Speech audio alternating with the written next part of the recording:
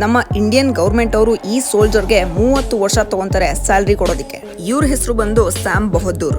1971 war ಅಲ್ಲಿ ನಮ್ಮ ಇಂಡಿಯಾಗೆ ವಿಕ್ಟರಿ ತಂದ್ಕೊಟ್ಟವರು. ಡೆಹರಾಡೂನ್ ಮಿಲಿಟರಿ ಸ್ಕೂಲ್ ಅಲ್ಲಿ ಟ್ರೈನಿಂಗ್ ತಗೊಂಡು 1932 ಅಲ್ಲಿ ಬ್ರಿಟಿಷ್ ಇಂಡಿಯನ್ ಆರ್ಮಿನ ಜಾಯಿನ್ ಆಗ್ತಾರೆ. ವರ್ಲ್ಡ್ ವಾರ್ 2 ಅಲ್ಲಿ ಇವ್ರ ಮೇಲೆ 9 ಸಲ ಶೂಟ್ ಮಾಡ್ತಾರೆ.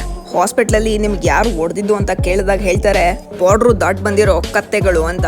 ಇವರು ಅವ್ರ ಲೈಫ್ ಟೈಮ್ ಅಲ್ಲಿ 5 ವಾರ್ನ ವಿಟ್ನೆಸ್ ಮಾಡಿದ್ದಾರೆ. 1971 ಇಂಡಿಯಾ ಪಾಕಿಸ್ತಾನ್ ವಾರ್ ಅಲ್ಲಿ ಇವರ ಮೇಜರ್ ಕಾಂಟ್ರಿಬ್ಯೂಷನ್ ಇದೆ. ಇವ್ರ ಲೀಡರ್ಶಿಪ್ ಅಲ್ಲಿ 90,000 ಪಾಕಿಸ್ತಾನಿ ಸೋಲ್ಜರ್ಸ್ ಇವ್ರ ಮುಂದೆ ಫೈಟ್ ಮಾಡಕ್ಕಾಗಲ್ಲ ಅಂತ ಸರೆಂಡರ್ ಆಗ್ಬಿಡ್ತಾರೆ. ಇವ್ರ ಹತ್ರ ನಮ್ಮ ಇಂಡಿಯಾದ ಪ್ರೆಸ್ಟೀಜಿಯಸ್ ಅವಾರ್ಡ್ಸ್ ಗಳಿದೆ.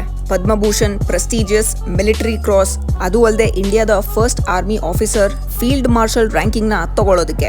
ಇಂಥ ಸೋಲ್ಜರ್ಗೆ ನಮ್ಮ ಇಂಡಿಯನ್ ಗೌರ್ಮೆಂಟ್ ಅವರು 30 ವರ್ಷ ಸ್ಯಾಲರಿನ ಡಿಲೇ ಮಾಡಿದ್ರು. ಇದ್ರಲ್ಲೇ ಗೊತ್ತಾಗುತ್ತೆ ಈ ನಮ್ಮ ಹೀರೋ ದುಡ್ಡುಗೋಸ್ಕರ ಅಲ್ಲ, ದೇಶಕ್ಕೋಸ್ಕರ ಫೈಟ್ ಮಾಡಿದ್ದು ಅಂತ. ಕೊನೆಗೆ APJ ಅಬ್ದುಲ್ ಕಲಾಂ ಅವರೇ ಹೋಗಿ 1.3 crore ಚೆಕ್ ನ ಕೊಡ್ತಾರೆ. ಆದ್ರೆ ಈ ಸ್ಯಾಲರಿ ದುಡ್ಡನ್ನು ಅವರು ಮಿಲಿಟರಿ ಹಾಸ್ಪಿಟಲ್ಸ್ಗೆ ಡೊನೇಟ್ ಮಾಡ್ಬಿಡ್ತಾರೆ. ನೆಕ್ಸ್ಟ್ ಟೈಮ್ ಯಾರಾದ್ರೂ ನಿಮ್ ಫೇವ್ರೆಟ್ ಹೀರೋ ಯಾರು ಅಂತ ಕೇಳಿದ್ರೆ ಬಣ್ಣ ಹಚ್ಕೊಂಡು ನಾಟಕ ಆಡೋ ಫೇಕ್ ಹೀರೋಸ್ಗಳನ್ನ ಬಿಟ್ಟು ಇವ್ರ ಹೆಸರನ್ನ ಹೇಳಿ, ಇವ್ರ ಬಗ್ಗೆ ತಿಳ್ಕೊಳ್ಳಿ. ನಮ್ಮ ಇಂಡಿಯನ್ ಆರ್ಮಿಯಲ್ಲಿ ಫೈಟ್ ಮಾಡೋ ಸೋಲ್ಜರ್ಸ್ ನಮ್ಮ ರಿಯಲ್ ಹೀರೋಸ್ಗಳು.